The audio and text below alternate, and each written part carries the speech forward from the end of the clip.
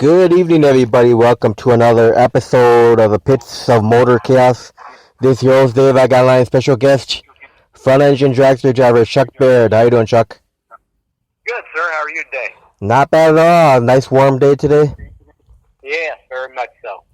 So, Chuck, you set the new record over there in Central Illinois Dragway on Saturday, September 5th. You want to talk about that? Yeah, sure. Go right ahead. What would you like to know?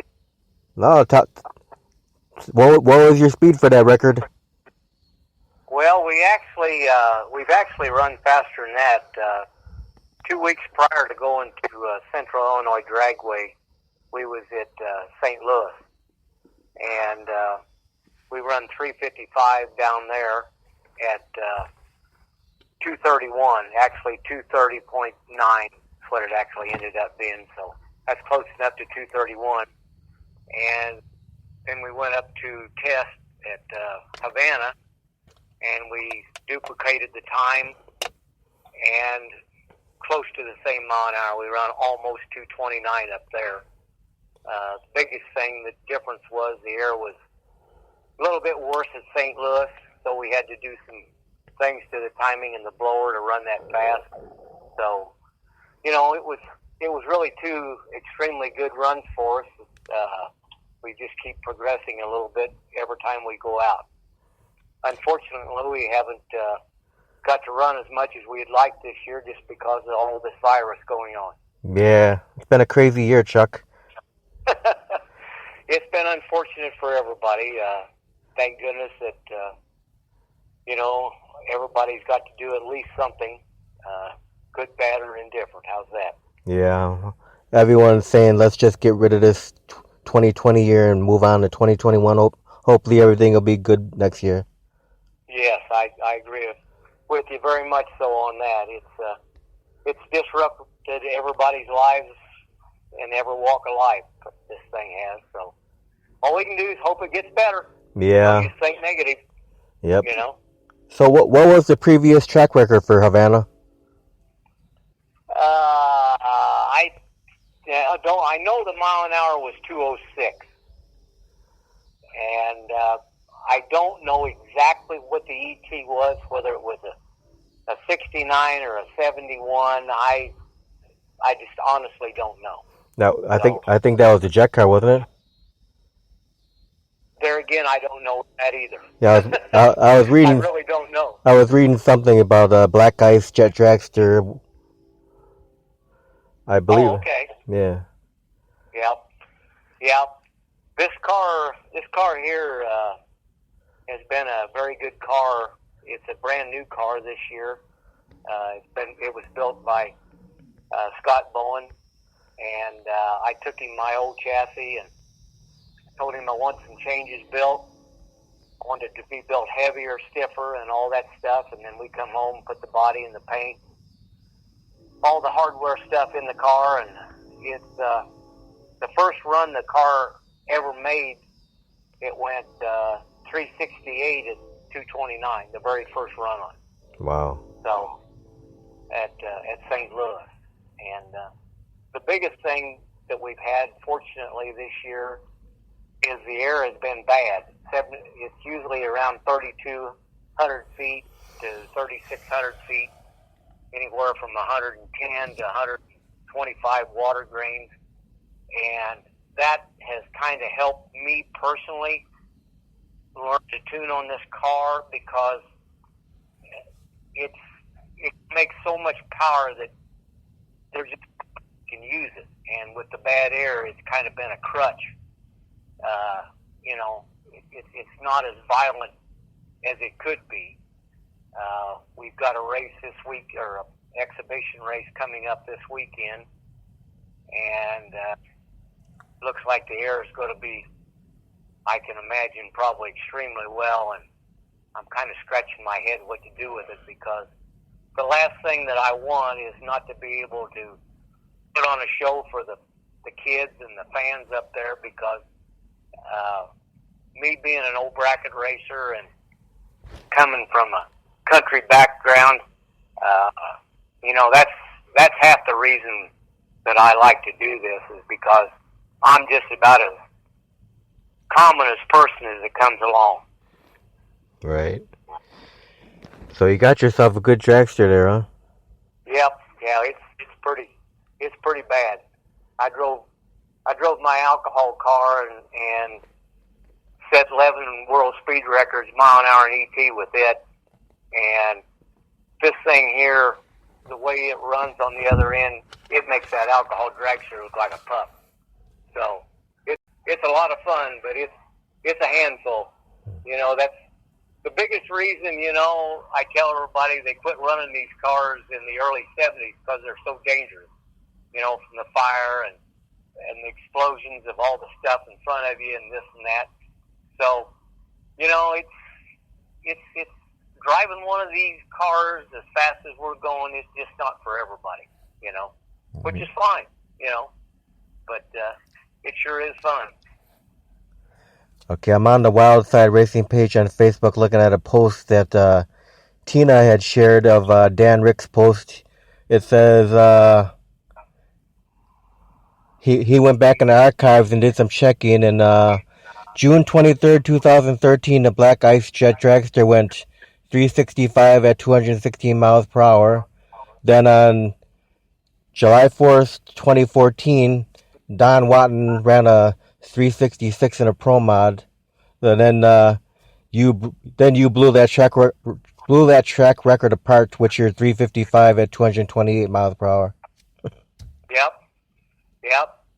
Well, I tell you what, if everything's right, we're gonna load this thing up for Baird this weekend, and we'll just find out how fast it'll go. Then it says you made a comment that the only thing that would have made the run better would have been 10 inch flames coming out. Oh, you bet.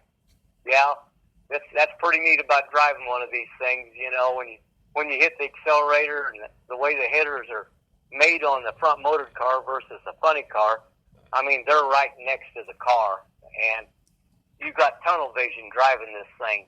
And the biggest thing is you got to have a track that's really, really lit good.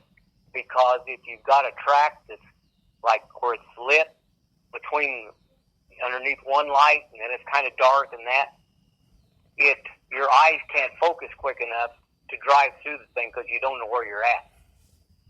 So that's the reason I love to run of a night for the people. But boy, it's really dangerous when it's not lit well. So how much percentage of nitro are you running on that thing? We run 85%.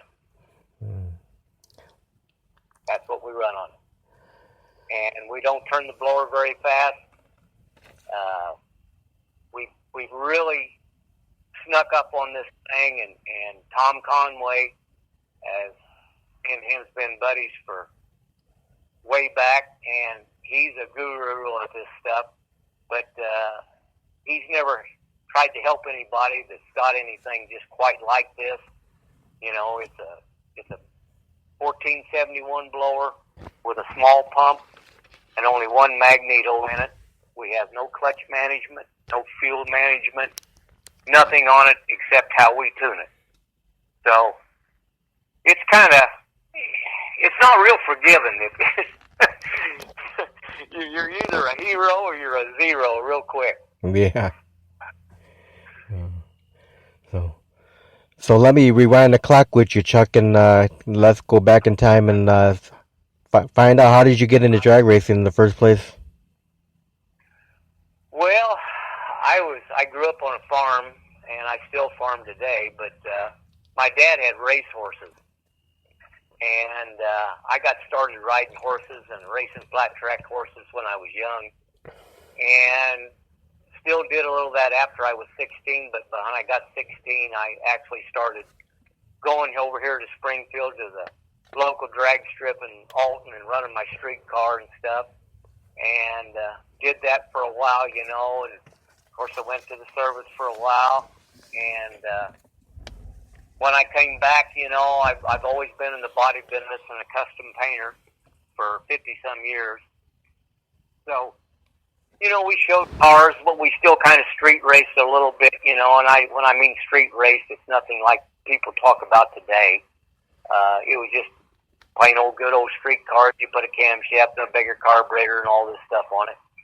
But we finally started getting a little bit more serious with this stuff after I got married to my wife, and she really enjoys the drag racing, and I couldn't do it without her. And if it wasn't for her, then none of this had happened. So it's really been a good deal. And then we bracket raced for a long time, and then we run the Spitzer Super Quick, which was in the late, that was in the late 80s. So we started out running injected alcohol back in the mid 80s, and with a big block Chevrolet, and that's how we started the Super Quick series. And then I went to a blower motor in 90, and we won the championship then. And we run Tennessee, I guess, in 91, or I can't remember. We bought a alcohol dragster off of Tom Conway and a combination, and we started racing then and traveling all over the country, and we had really good success and won the U.S. Nationals. And all the speed records and mile an hour that we set, we actually raced alcohol for four and a half years, till it just got to the point that it honestly wasn't fun anymore. And so we quit, and I went dirt racing, run the super late model for a while, and that was fine, but it just didn't cut that itch of running them big speeds, Right. And I can remember when we won the U.S. Nationals in 92, we set the track record over there at 592 at 231, or 4, I can't remember honestly. And now we're running that kind of speed in an eighth of a mile. So it's things have really changed. And unfortunately, I've got older. Yeah. But I'm still not too bad. I'm still not too bad for an old guy. Hey, look at Chris Kermasini. He's still out there. Yep. Yeah. Yep. And I've got some good people that go with me to race, that help me at the racetrack and stuff. So it's just really been a good year, because last year, I mean, we've really struggled with this thing, trying to get a handle on it. And a lot of it was to do with nothing that we was doing, that it was parts that we bought that was supposed to be this way, and it wasn't. And you don't know that things aren't the way you bought it until down the road, till you get something right. And then, so it's just been it's the same old thing with any drag racer, any bracket racer, anybody else. You just got to keep plugging away if you want to have a little success. Yep. Now, you said you went into service earlier. What branch were you in? Army. Well, thanks for your service, Chuck. Yep, no problem. So. Now, how many years were you in the Army? I was just in 3. I was actually in 6, but I didn't serve a lot of active duty or anything like that. I didn't go overseas or anything. All right, so now let's talk about the first time you ever got in that front engine dragster. How was that first time experience going down the track? Well, I actually had a front motored car back in, I can't remember, early 80s, and it was Don Perdome's last front motored car. Wow. The first car I ever drove. And I bought it from some guys up here in northern Illinois, and it was a pretty nice car. It was the fastest thing at the track, and it had like a 302 Chevrolet in it with a Crowder Glide in it.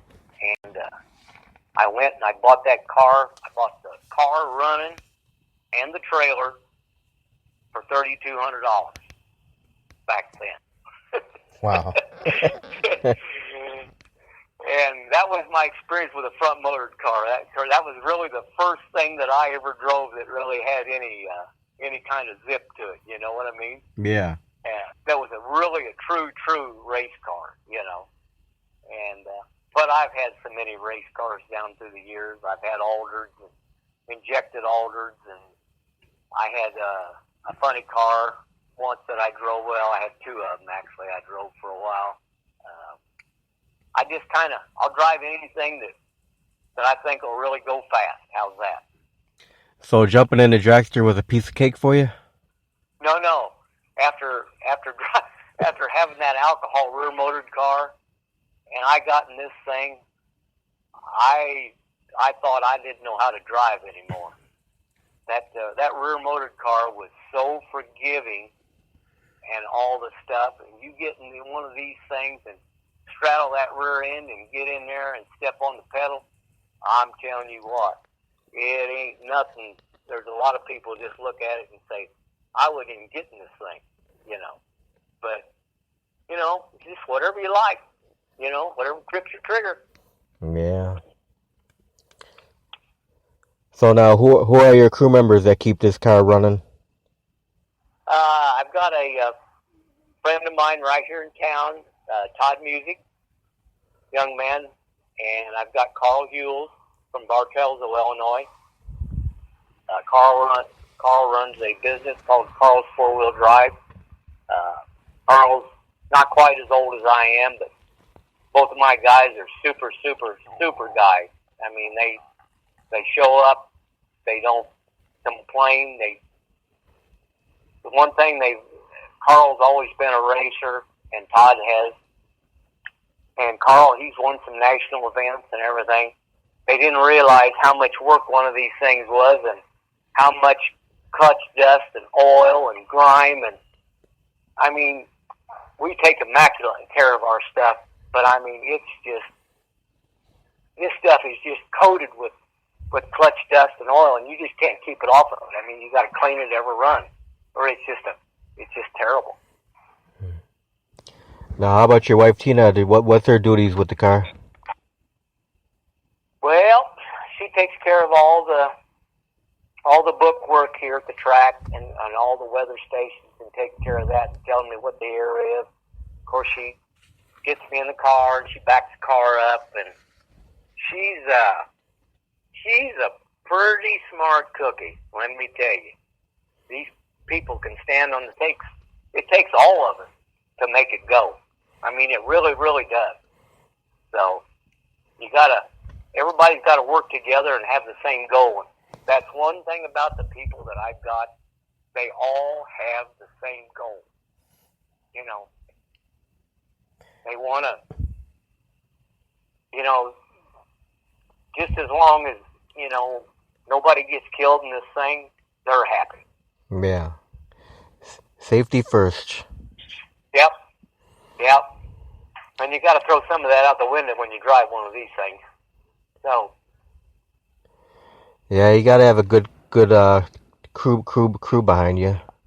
Yep, very much so. Because you're trusting that crew with your life every time you go on that thing. Yep, you sure do. Because it's like I said, driving a rear motored car and driving one of these, it's like night and day. There's just no comparison. So, like I said, though, that's the reason they quit running these things years ago. Yep. So, do you have any sponsorship, Chuck? Nope, not a bit.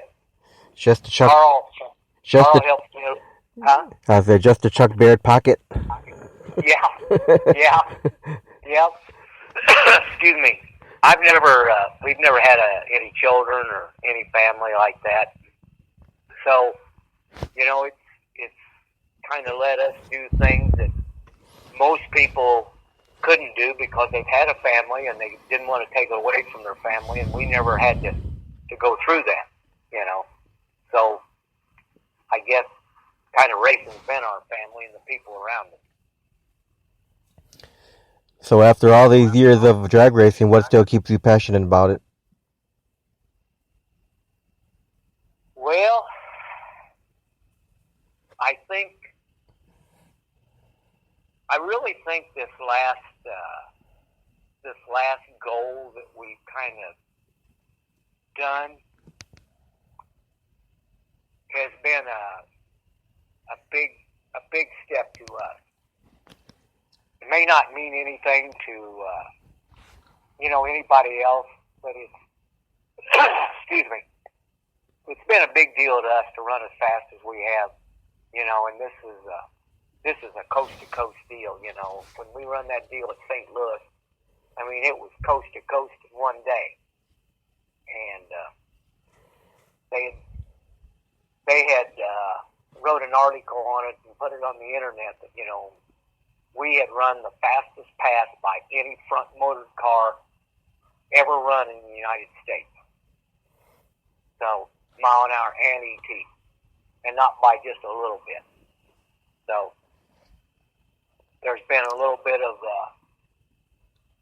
hubbub about this car, about it not being a legal car, and it is not a legal nostalgia front motored car. It's an outlaw car, and it was built to be an outlaw car, and I have never one time presented it not to be an outlaw car. So, and the article that was written on it, they never stated that it was a legal car. They just stated that it was the fastest car, mile an hour in ET, front motor nostalgia car that had ever been run. So, it's been good. So, what do you enjoy most about being a drag racer?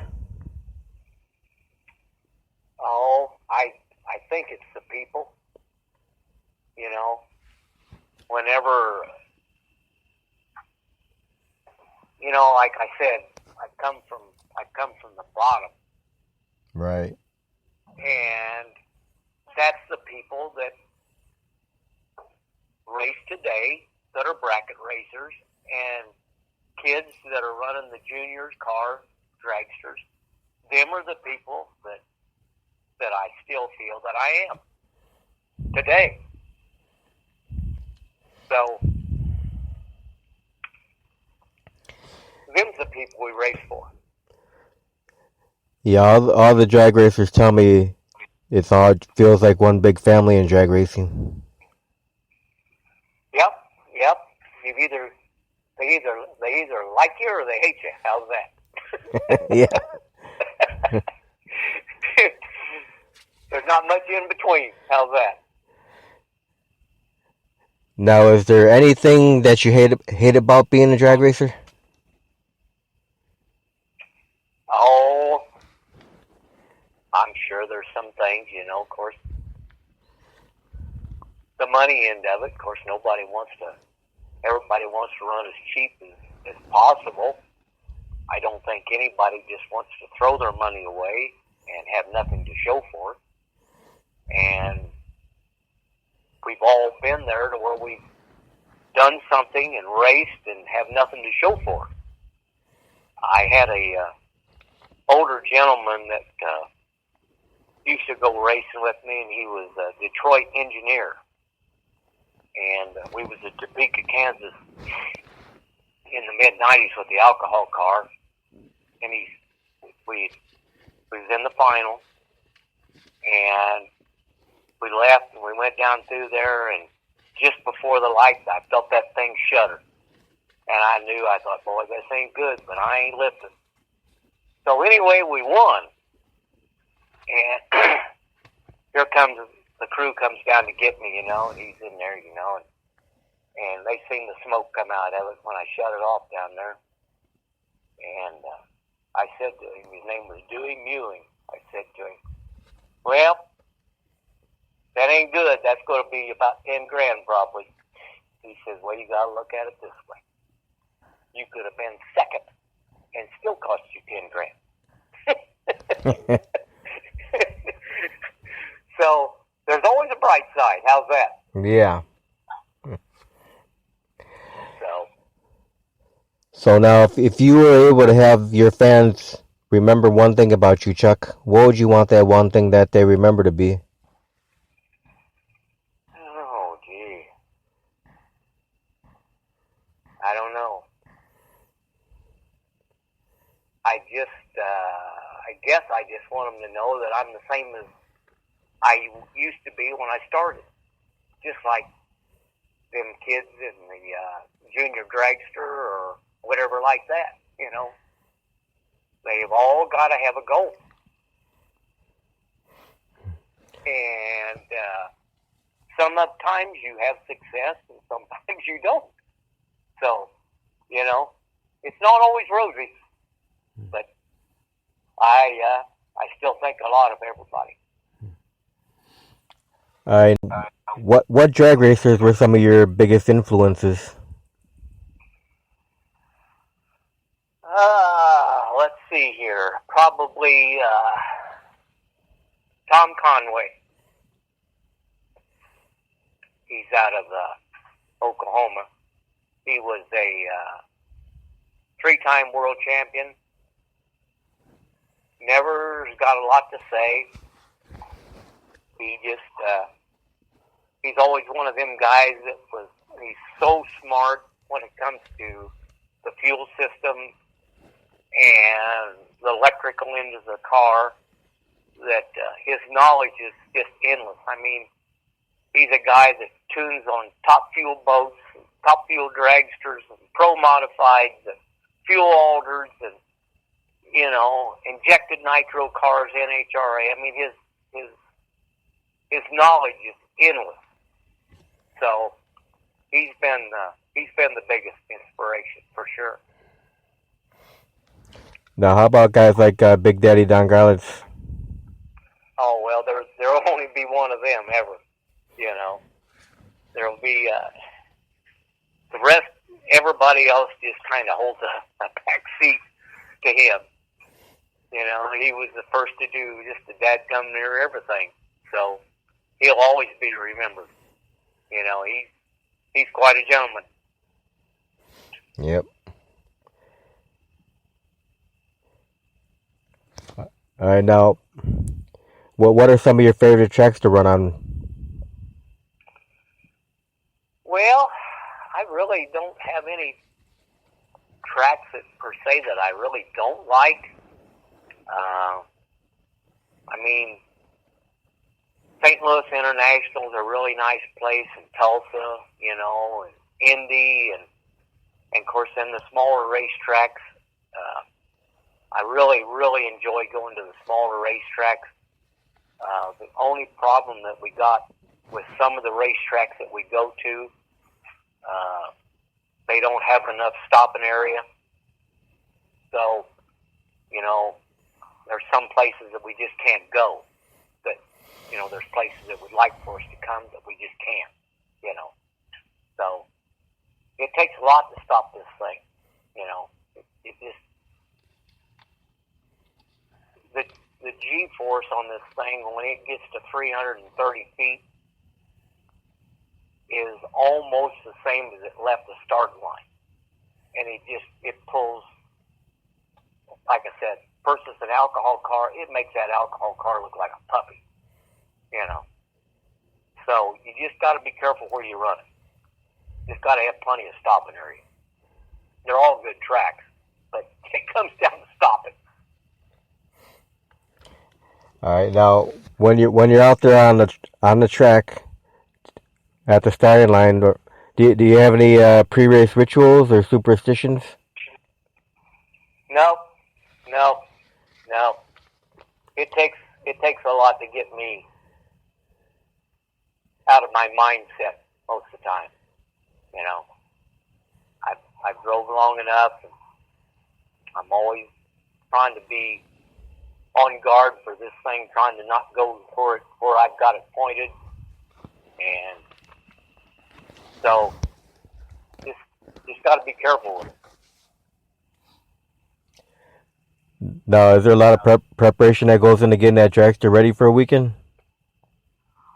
It takes about, usually when we come home course, got to take the clutch out of it like normal, you know, and all the discs got to be ground, or some of them new, and all new floaters put back in it. Of course, the motor's got to be completely taken apart, checked over all the valve springs and this and that. So when we come home like Saturday night or late Saturday night, if we get home, it takes about at least 20 hours to turn it around and check it. Now, we're not jumping up and down and you know, feeling like we got to go 200 mile an hour, you know, to get it done. But, you know, it's a couple days, 2.5 day process if you haven't got anything tore up. And if you got something really tore up, then it might be all week, you know. All right, now Chuck, throughout your drag racing career, from bracket racing to street racing, everything on, have you ever been in any accidents? I've been in a couple minor scrapes here and there, a few more than a couple, I guess, down through the years. Had a couple parachutes not open once, and I had another couple chutes didn't open, and Michigan one time, and got off down through there. I mean, we was almost 250 mile an hour, you know, trying to get it stopped with the brakes, and you still end up in the sand. It really tears up a lot of stuff. I had a small accident at Bonne Terre, Missouri a few years ago, after the lights and stuff. But usually, fortunately, I should say, I've not had anything that's just been devastating. So, you know, been pretty fortunate on that aspect. Took some wild rides, though. Took a lot of wild rides, you know. But been fortunate, very fortunate. So, do you have one most embarrassing moment out on the track that you can remember? Yeah, U.S. Nationals. I don't know what year it was. Did the burnout. Stopped. Started backing up. And I seen a streak as I'm backing up. Little bitty shiny streak. And they shut me off as I got back to the starting line. And it had broke a fitting, and it was dribbling oil on the racetrack. First round, I got shut off. That's not good. So, but that's just part of it. Yep. It's always a learning experience all the time. Yeah, well, you know, stuff breaks, and I don't care how good a maintenance program you got, there's always something that's out of your control. With any type of race car, there's something that can break, whether it's a 2-cent piece, which there's very few of them, but it can cost you just as much if it's all dumped on the racetrack, throwed all the rods out. You still didn't get to race. Yeah. Now, outside the sport of drag racing, do you have any other hobbies, Chuck? Yep. I like to quail hunt. I've got 2 bird dogs, and we do a lot of quail and pheasant hunting in the winter. I've quail hunted, well, let's see, I guess I won't say how old I am exactly, but we'll put it to you this way. I have quail hunted for about 57 years, 55 years. Wow. So, I've been around a while. Yep. But that's what I really enjoy. Taking them dogs and going hunting, and we go all over down here where I live and stuff, and got friends of mine that farm south of me, or down around south of Van Day and down in there, and we go down there and go quail hunting. It's a lot of fun. Yeah, I've never tried quail. Oh yeah, it's really good eating stuff. But a lot of people don't like wild game, but it's like anything else. If you know how to cook it, then it might not be too bad. So that's the only hunting you do? You don't go deer hunting or turkey hunting on that? Nope. I got a lot of deer that sure eats a lot of my crops up. I ought to take up deer hunting, but no, I just feed them and let everybody else shoot them. How's that? Yeah. And we do have a lot of deer. No fishing for you? Nope. I'm not a big fisherman. I got a small pond on one of my farms. I've got fish in, and I let the neighbor kids go in there and fish, but I'm not a big fisherman. All right, now throughout your drag racing career, have you won a lot of trophies? I've been really, really fortunate. I've got a pretty nice wall here in the shop. It's got a lot of Oscars on it, down through the years.